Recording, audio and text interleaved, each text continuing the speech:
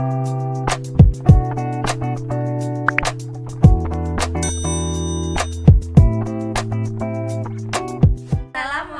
warahmatullahi wabarakatuh.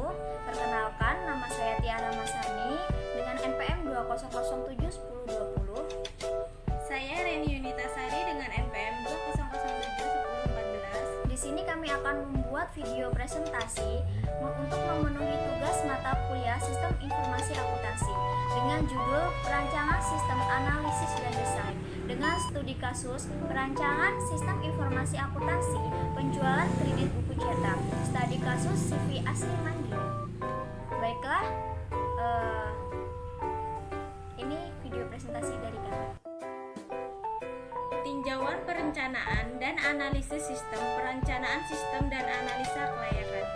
Tujuan perencanaan sistem menurut Gibran tahun 1990 dan Poto Indriantono tahun 1998. Tujuan dari perencanaan sistem informasi adalah menyelaraskan perencanaan sistem informasi dengan perencanaan bisnis. Menurut Gondo Dioto tahun 2007, buku halaman 318, tujuan perencanaan sistem yaitu untuk menentukan objektivitas of project, feasibility, dan control requirement. Perencanaan dan analisis kelayakan. Butner dan Hopwood tahun 2010 di halaman 386 berpendapat perencanaan sistem analisis kelayakan melibatkan 7 tahap, yaitu yang pertama perencanaan sistem pada bagian manajemen puncak, yang kedua membentuk komite, dan yang ketiga menetapkan sasaran, tujuan, dan kendala, keempat mengembangkan strategi, kemudian mengidentifikasi dan memprioritaskan spesifik, yang keenam menetapkan suatu proposal, dan yang terakhir pembentukan tim. Tinjauan atas perancangan sistem menurut John Stadtsinger, Robert B. Jackson, dan Stephen D. Bird tahun 2012 di bukunya di halaman 5. Perancangan sistem adalah sekumpulan aktivitas menggambarkan secara rinci bagaimana sistem akan berjalan. Hal ini bertujuan untuk menghasilkan produk. Perangkat lunak yang sesuai dengan kebutuhan pengguna. Evaluasi alternatif perancangan. Evaluasi alternatif perancangan bertujuan untuk membandingkan nilai-nilai dari utilitas berbagai usulan alternatif berdasarkan kinerjanya terhadap tujuan-tujuan yang berbobot.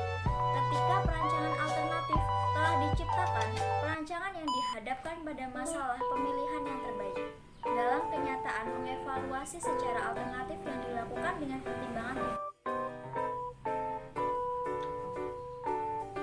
studi kasus perencanaan sistem informasi akuntansi penjualan kredit buku cetak, studi kasus CV asli mandiri. Tahapan metode pengembangan sistem yang digunakan dalam penelitian ini adalah web engineering, rekayasa web, yaitu suatu model rekayasa perangkat lunak yang digunakan untuk perkembangan aplikasi berbasis web. Sedangkan menurut Pressman tahun 2012, web engineering adalah suatu proses yang digunakan untuk membuat web yang berkualitas tinggi. Web engineering tidak sama persis dengan RPL, rekayasa perangkat lunak, tetapi rekayasa web memiliki konsep yang prinsip mendasar dari RPL. Proses rekayasa web ditekankan pada aktivitas teknis dan manajemen yang hampir sama. Kesimpulan, menurut Gibran tahun 1990 dan Pontoh dan Indriantono tahun 1998, tujuan dari perencanaan sistem informasi adalah menyelaraskan perencanaan sistem informasi dengan perencanaan bisnis. Menurut Gondi Dioto tahun 2007 di bukunya di halaman 318, tujuan perencanaan sistem yaitu untuk menentukan objektivitas of project, feasibility, dan control requirement. presentasi dari kami. Apabila ada kesalahan kami mohon maaf. Kami akhiri.